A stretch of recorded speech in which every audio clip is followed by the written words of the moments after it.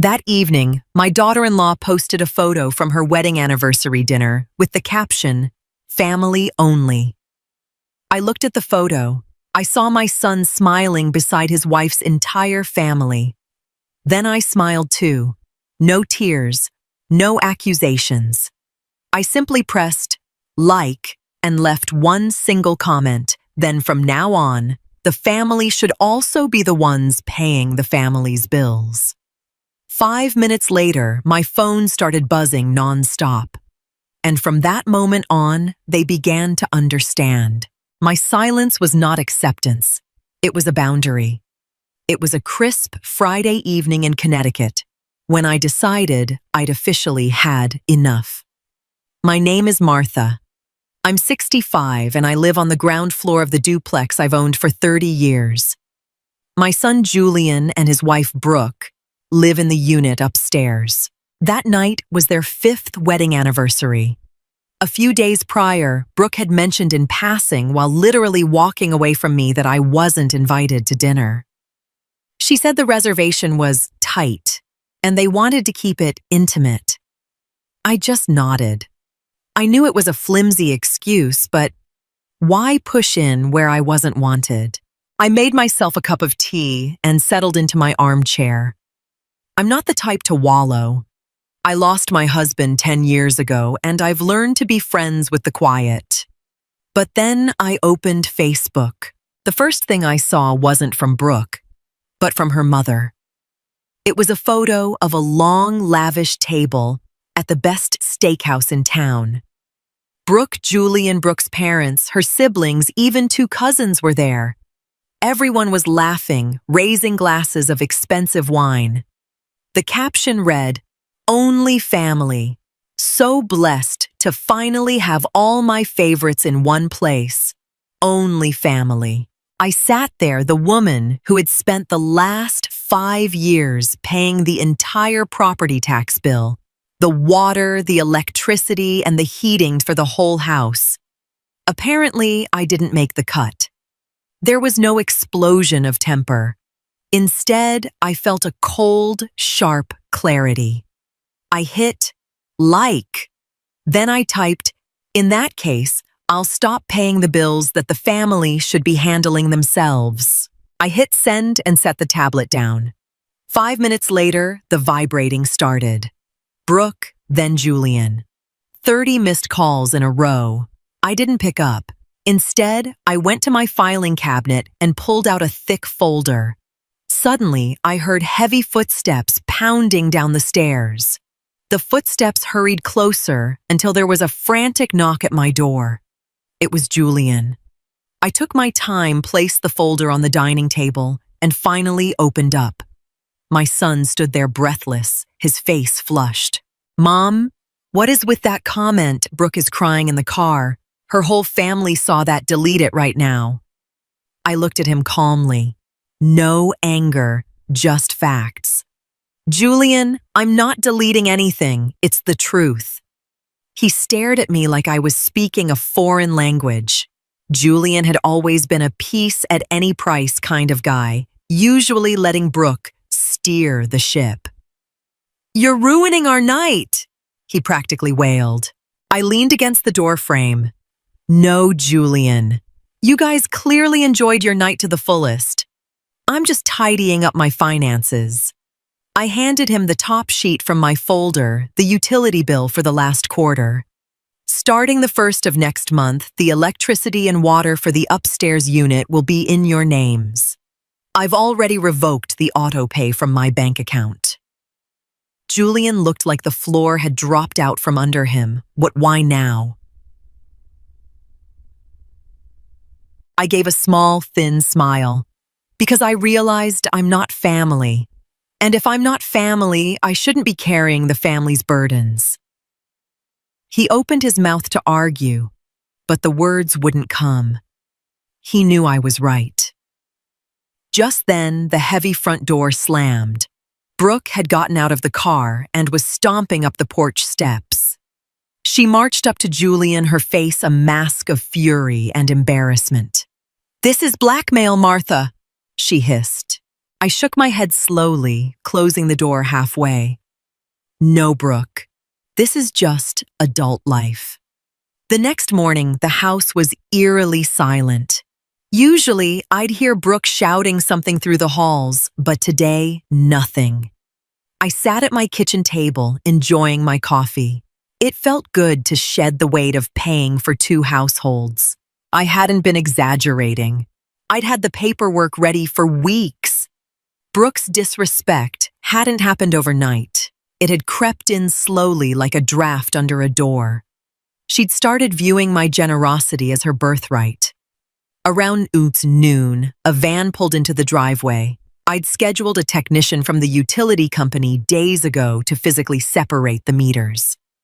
As I led him into the basement, I heard the basement door fly open. Brooke stood at the top of the stairs in her bathrobe. "What's going on?" she demanded. "The tech is setting up your own meter," I replied without looking up. "From today on, you pay for what you use." She ran down the stairs, her face pale with disbelief. "You can't do this. We haven't budgeted for this at all." I turned to her. "You've lived here rent-free for 5 years, Brooke. Budgeting for your own lights and water is the bare minimum. You're a smart woman. I'm sure you'll figure it out." She glared at me. "This is unfair. You're punishing us just because I wanted a small private dinner." I took a step toward her. "I'm not punishing anyone. I'm simply adjusting my expenses to match my status in your life. If you treat me like a stranger, you pay the bills like a stranger." She spun on her heel and ran back upstairs.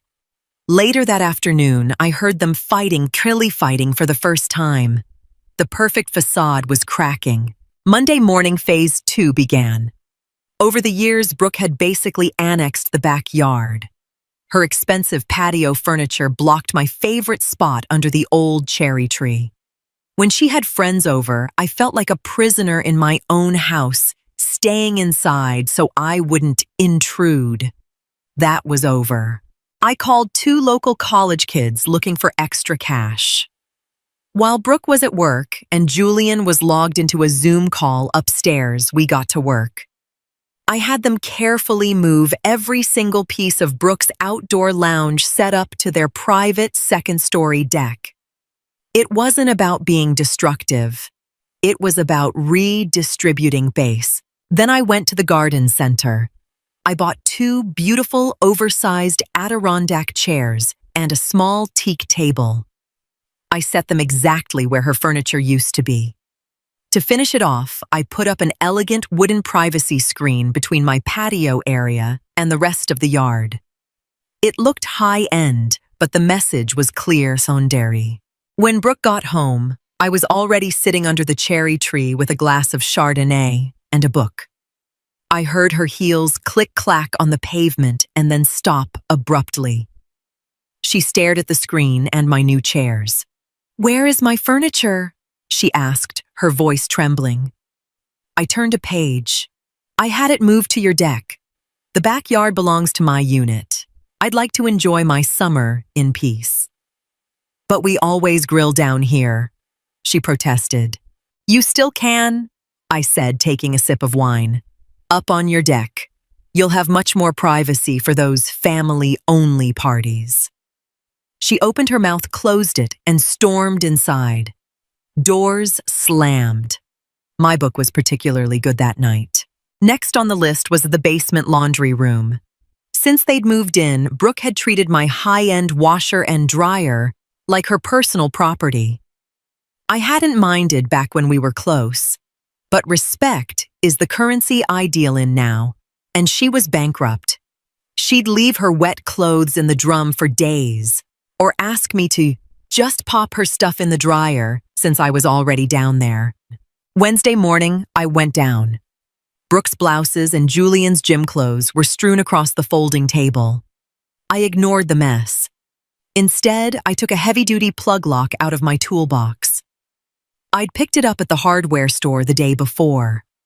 In 2 minutes, the power cord was locked.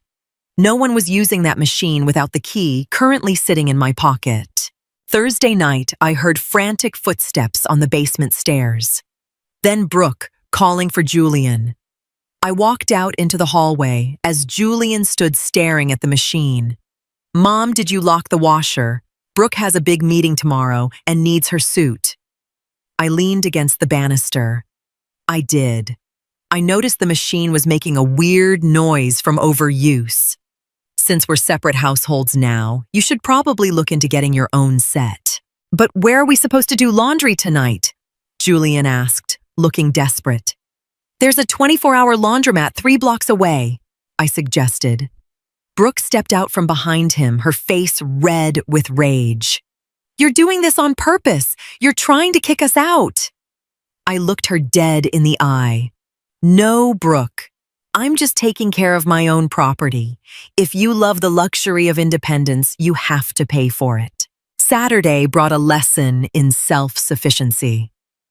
It had been an unwritten rule that I did the big grocery run for everyone. I'd stock the extra fridge in the basement with steaks, fresh produce, and Brooke's favorite sparkling water. They'd just help themselves whenever they were hungry.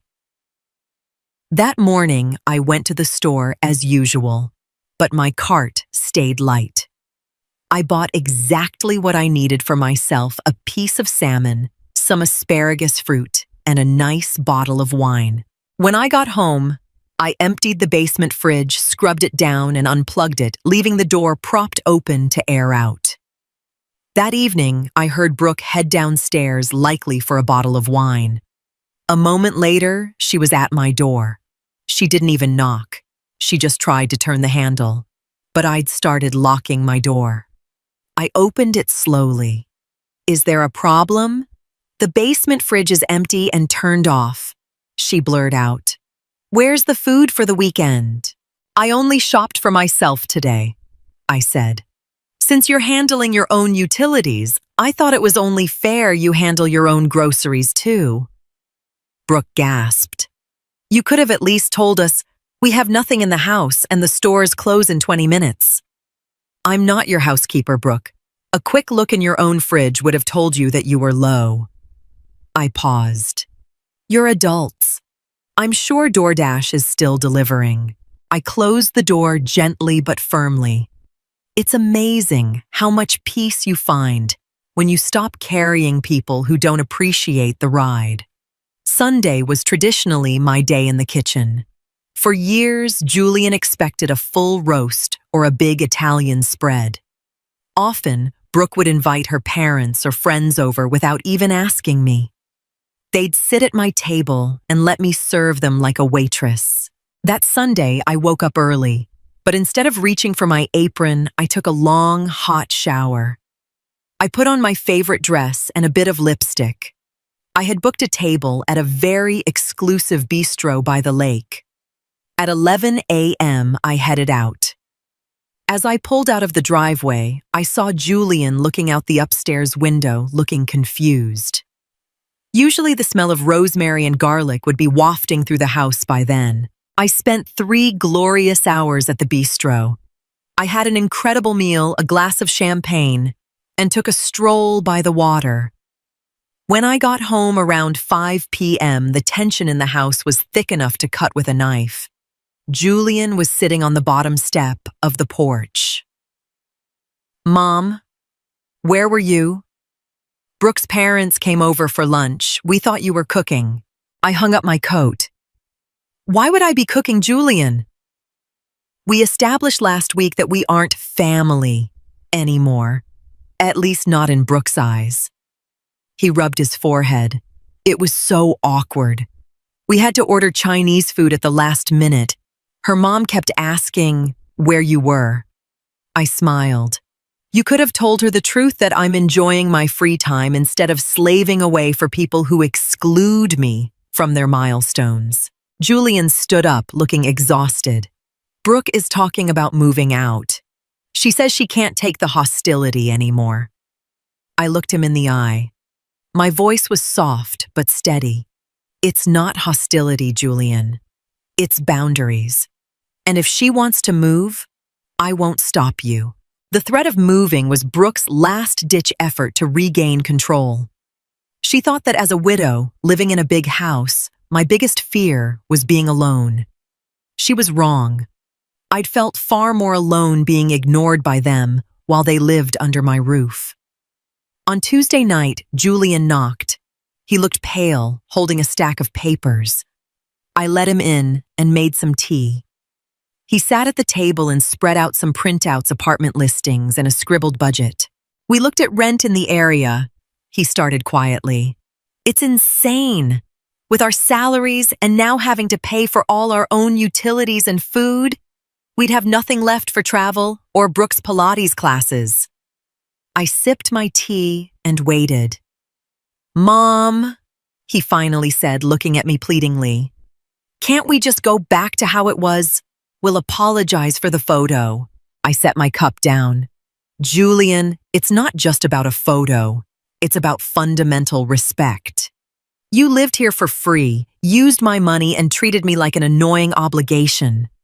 He lowered his head. I know. I was a coward.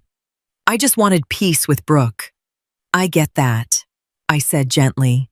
But you don't buy peace by letting someone else be exploited. You can stay. But the free ride is over. If you stay, we're signing a formal lease. I'm going to charge a fair market rate rent. Julian swallowed hard. Brooke will never agree to that. She says the house is going to be mine eventually anyway. My look sharpened. Maybe. But until then, it's mine. I'm still alive, Julian. And I refuse to live like a ghost in my own home. When Julian took the news upstairs, the storm broke.